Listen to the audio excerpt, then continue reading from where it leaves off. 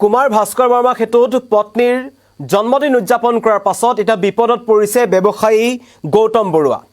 এটা ভিডিঅ' ইতিমধ্যে আপোনালোকে সকলোৱে দেখিছে যে এগৰাকী মহিলাৰ জন্মদিন উদযাপন কৰা হৈছিল, যিখন গুৱাহাটী উত্তৰ গুৱাহাটী সংযোগী কুমাৰ ভাস্কৰ বৰ্মাৰ যিখন উৰণ সেতু আছে, সেই সেতুখনৰ ওপৰত এদৰে ৰেড কাৰ্পেট পাৰি দিয়া হৈছিল। ৰেড কাৰ্পেট পাৰি তাত এদৰে জন্মদিন উদযাপন কৰা হৈছিল। আৰু এজন হৈছে যি দেখি আছে, এজন হৈছে গৌতম বৰুৱা আৰু ইয়াৰ লগত দেখা গৈছে গৌতম বৰুৱাৰ পত্নী।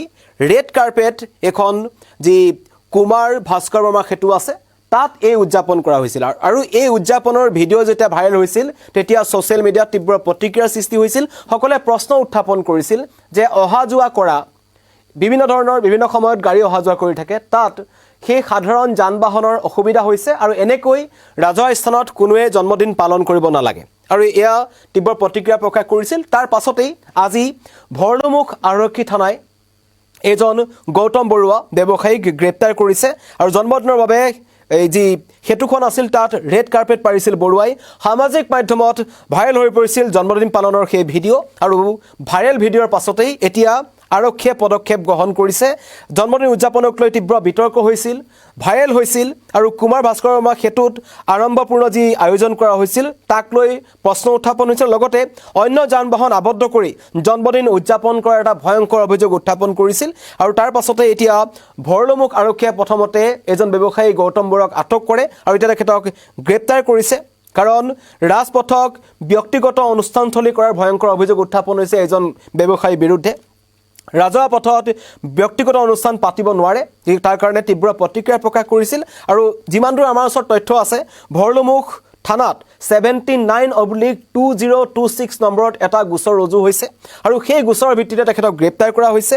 আৰু গোচৰত যিবোৰ ধাৰা আছে সেইবোৰ হৈছে যিবোৰ 285/270 আৰু 175 BNSৰ ধাৰা এজন গৌতম বৰুৱাৰ বিৰুদ্ধে লাগিছে। আৰু কেইবাখনো গাড়ী জব্দ কৰা হৈছে। মোৰ পিছফালে আপোনালোকে ইতিমধ্যে দেখিছে যে এই যি গাড়ীসমূহ আছে এইসমূহ জব্দ কৰা হৈছে। আটাইকেইখন বিলাসী বাহন এজন গৌতম বৰুৱাৰ।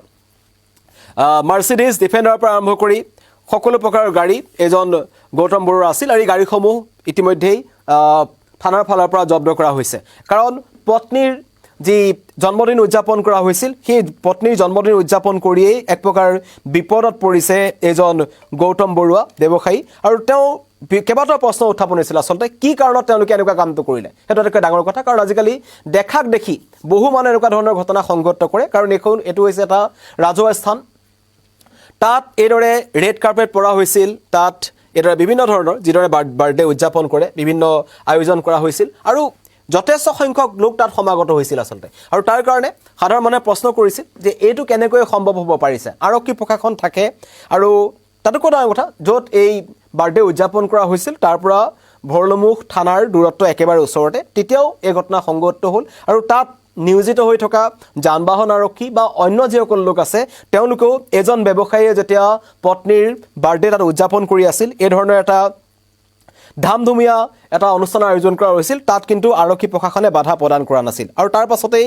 অৱশেষত যেতিয়া ৰাজহুৱা প্ৰতিক্ৰিয়া আৰম্ভ হ'ল, সকলো মানুহে যেতিয়া প্ৰশ্ন উত্থাপন কৰিলে এইটো কেনেকৈ সম্ভৱ, কুমাৰ ভাস্কৰ বৰ্মা সেতুৰ ওপৰত কেনেকৈ সম্ভৱ। কাৰণ তাত যথেষ্ট কটকটীয়া কিছুমান নিয়ম নীতি নিয়ম কৰা হৈছিল যে তাত পিকাব নালাগে বা যিবোৰ তাত সামগ্ৰী আছে সেইবোৰ অনিষ্ট কৰিব নালাগে, তাৰ কাৰণে আৰক্ষী তৎপৰ হোৱা দেখা পোৱা গৈছিল। কিন্তু এতিয়া এইজন ব্যৱসায়ীয়ে নিজৰ পত্নীৰ যি জন্মদিন আছিল তাত উদযাপন কৰাত আৰক্ষী কিয় মৌন হৈ আছে বুলি একাংশই প্ৰশ্ন উত্থাপন কৰিছিল। আৰু সেই প্ৰশ্ন উত্থাপন কৰাৰ পাছতে অৱশেষত ভৰলুমুখ আৰক্ষীয়ে গ্ৰেপ্তাৰ কৰিছে গৌতম বৰুৱাক। যিসকল নতুনকৈ মোৰ লগত জড়িত হৈছে মই তেওঁলোকক জনাইছোঁ যে পত্নীৰ জন্মদিন কুমাৰ ভাস্কৰ বৰ্মা সেতুত পাতি এতিয়া বিপদত পৰিছে এজন গৌতম বৰুৱা। আৰু তেখেতৰ কেইবাখনো বাহন, ইতিমধ্যে 4খন বাহন ব্যৱসায়ীগৰাকী জব্দ কৰা হৈছে। অনুষ্ঠানত উপস্থিত থকা 22জন লোকক তলব কৰা হৈছে। মই ইতিমধ্যে কৈছোঁ যে এইদিনাখন যি দৃশ্যাংশ আপোনালোকক দেখুৱাই আছোঁ,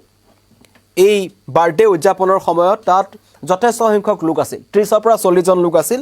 তাৰে 22জনক চিনাক্ত কৰা হৈছে, যিসকলে সেই ভিডিঅ'টোত হাঁহিছে, তেওঁলোকে বাৰ্থডে উদযাপনৰ সময়ত দেখা পোৱা গৈছিল। তেওঁলোকক 22জনক এতিয়া মতা হৈছে। কি কাৰণত তালৈ আহিছিল, কোনে মাতিছিল কিমান দিনৰ পৰা তেওঁলোকৰ এই ধৰণৰ বাৰ্থডে উদযাপনৰ কাৰণে চিন্তা চৰ্চা কৰিছিল সকলোৰ ওপৰত তথ্য হ'ব ইতিমধ্যে কৈছো যে ব্যৱসায়ী গৌতম বৰুৱা তেখেতৰ 4খন বাহন জব্দ কৰা হৈছে 4খন বাহন জব্দ কৰা হৈছে 22 জন লোকক তলব কৰা হৈছে আৰু 4খন বিলাসী বাহন আছে তেওঁ ইতিমধ্যে আৰু তাতো এদিনাখন যেতিয়া বাৰ্থডে উদযাপন কৰি থকা হৈছিল তাত আমি বিলাসী বাহন দেখা পাইছিলো বিলাসীটা আমি তাত দেখিবলৈ পোৱা গৈছিল আৰু এই ধৰণৰ বাৰ্থডে উদযাপন কৰি তাকো পত্নীৰ বাৰ্থডে উদযাপন কৰিছিল তাৰ পিছদিনাখন এতিয়া থানালৈ আহিব লগা হৈছে ব্যৱসায়ী গৌতম বৰুৱা আৰু গ্ৰেপ্তাৰ কৰা হৈছে তেখেতৰ বিৰুদ্ধে ভৰলুমুখ আৰক্ষী থানাত 79/2026 নম্বৰ এটা গোচৰ ৰুজু হৈছে আৰু তাত স্পষ্টকৈ কোৱা হৈছে যে ৰাজহুৱা স্থানত এই ধৰণৰ কাম কোনো কাৰণত কৰিব নোৱাৰি আৰু সকলো ৰাজহুৱা স্থানত যিবোৰ নীতি নিৰ্দেশনা আছে সেইবোৰ তেওঁলোকে উলংঘা কৰিছিল আৰু সাধাৰণ যান-বাহন ৰখাই এই ধৰণৰ যি বাৰ্থডে উদযাপন কৰা হৈছিল তাক লৈ মানুহে প্ৰশ্ন উত্থাপন কৰিছিল আৰু তাৰ কাৰণে এতিয়া দলঙত পত্নীৰ জন্মদিন পাতি গ্ৰেপ্তাৰ হৈছে ব্যৱসায়ী গৌতম বৰুৱা আৰক্ষীয়ে ইতিমধ্যে 4খন বাহন তেওঁলোকৰ জব্দ কৰিছে সেই বাহন কিখন লৈ আনিছে আৰু দিগন্ত কলিতাই কমেন্ট কৰিছে আপোনালোকৰ মন্তব্য জনাব পাৰে কাৰণ সামাজিক মাধ্যমত এটো এটা ডাঙৰ প্ৰতিক্ৰিয়াৰ সৃষ্টি হৈছিল সকলোৱে প্ৰশ্ন উত্থাপন কৰিছিল আৰক্ষী প্ৰশাসন ক'ত গ'ল কাৰণ বিভিন্ন সময়ত এয়া গৌতম বৰুৱাৰ পত্নী এইটো ভিডিঅ' ইতিমধ্যে মই দেখুৱাৰ আগতে আপোনালোকে বহুতে দেখিছে সোশ্যাল মিডিয়াত ভাইৰেল হৈ আছে কিন্তু ইয়াৰ প্ৰতিক্ৰিয়াটো আপোনালোকক জনাই আছো এই যে ঘটনা তেওঁলোকে কৰিলে তাৰ পাছত কিন্তু এতিয়া তেওঁলোক বিপদত পৰিছে বিশেষকৈ এই গৌতম বৰুৱা যিজন ব্যৱসায়ী যাৰ পত্নীৰ বাৰ্থডে আছিল তেওঁ গ্ৰেপ্তাৰ হৈছে তেখেতক ভৰলুমুখ আৰক্ষী থানালৈ মতা হৈছিল আৰু লগত এই গোটেই যিটো টিম আছিল যিসকলে শেষত ফটোশ্বুট কৰিছে ভিডিঅ'ত তেওঁলোকক দেখা পোৱা গৈছে তাৰে 22 জনক চিনাক্ত কৰা হৈছে এজনকৈ তলব কৰা হৈছে গোটেইকেইজন তেওঁলোক আহিব লাগিব ভৰলুমুখ থানালৈ আৰু ভৰলুমুখ থানাই তেওঁলোকক খুদাপুছা কৰিব জেৰা কৰিব যে কিয় আহিছিল কেনেকৈ আহিছিল কাৰ নিৰ্দেশত আহিছিল কোনে মাতিছিল আৰু কিমান দিনৰ পৰা এই বাৰ্থডে উদযাপনৰ কথা চিন্তা চৰ্চা কৰা হৈছিল কাৰণ এক জাক জমকতাৰ দেখুৱাবলৈ গৈ তেওঁলোক বিপদত পৰিছে আৰু এই যি ঘটনা সংঘটিত হ'ল এনে ঘটনা যাতে পুনৰ কোনোৱে সংঘটিত কৰিব নোৱাৰে কাৰণ এতিয়া উৰণ সেতুসমূহৰ ওপৰত যেতিয়া উৰণ সেতুবোৰ নিৰ্মাণ হয় বা বিভিন্ন ধৰণৰ সেতুবোৰ যেতিয়া নিৰ্মাণ হয় এতিয়া যেহেতু উত্তৰ গুৱাহাটী আৰু গুৱাহাটীৰ পূৰ্বৰ যি সময় লাগিছিল সেইবোৰ বহুত কমি আহিছে কিন্তু সেই উৰণ সেতুখনক একাংশই তাত বাইক স্থান কৰিছে কিছুমানে ৰাস্তাৰ মাজত ৰখি নাচিছে কিছুমানে তাত পিকাইছে যোনে যেনেকৈ পাৰে তেনেকুৱা ধৰণৰ কাম সংগঠিত কৰিছে যিবোৰ কৰিব আচলতে নালাগে ৰাজহুৱা স্থানত এনেকুৱা ধৰণৰ কথা কোনো কাৰণত সহ্য কৰা নহ'ব কিন্তু এই ঘটনাই সীমা চেৰাইছিল আচলতে যে তাকো তেওঁলোকে ৰেড কাৰ্পেট পাৰিছিল উৰণ সেতুখনৰ ওপৰত তাক লৈ প্ৰতিক্ৰিয়া প্ৰকাশ হৈছিল আৰু এই প্ৰতিক্ৰিয়াৰ পাছতেই এতিয়া ভৰলুমুখ আৰক্ষী থানাত মই পুনৰবাৰ জনাইছো যে 79/2026 নম্বৰত এটা গোচৰ ৰুজু হৈছে আৰু তাত ধাৰা আছে 285, 270, 175 BNSৰ ধাৰা গৌতম বৰুৱাৰ বিৰুদ্ধে লাগিছে এক কথাত ক'ব লাগিব যে কুমাৰ ভাস্কৰ বৰ্মা সেতুত আড়ম্বৰপূৰ্ণ জন্মদিনৰ অনুষ্ঠানৰ আয়োজন কৰি অৱশেষত আৰক্ষীৰ জালত পৰিছে গৌতম বৰুৱা আৰু জন্মদিনৰ বাবে সেতুত ৰেড কাৰ্পেট পাৰিছিল কেক কাটিছিল এদৰে বিভিন্ন ধৰণৰ জাক জমকতা আমি তাত দেখিবলৈ পাইছো বেলুন আৰি দিয়া হৈছিল আৰু কেক কাটিছিল তাত আৰু এই সকল যি দেখিছে এওঁলোকৰ 22 জনক চিনাক্ত কৰি এটা ভৰলুমুখ থানালৈ মতা হৈছে তেওঁলোক আহিব লাগিব আৰু আহি তেওঁলোকক খুদাপুছা কৰিব ভৰলুমুখ থানাই কিন্তু এই ঘটনাই পুনৰ প্ৰমাণ কৰিছে যে সোশ্যাল মিডিয়াত কিবা বস্তু যদি ভাইৰেল হয় তাৰ প্ৰতিক্ৰিয়া খুব সোনকালে হয় আৰু এইটো ঘটনাৰ তাৰ এটা অন্যতম উদাহৰণ বুলি ক'ব লাগিব সকলোৱে প্ৰশ্ন উত্থাপন কৰিছিল যে এই দম্পতি তেওঁলোকৰ বিৰুদ্ধে কি ব্যৱস্থা গ্ৰহণ কৰা হোৱা নাই যান-বাহন আৰক্ষী ক'ত আছে ভৰলুমুখ আৰক্ষী ক'ত আছে য'ত যান-বাহন আৰক্ষীয়ে গুৱাহাটীৰ মাজমজিয়াত ঘুচ লৈ ধৰা পৰিছে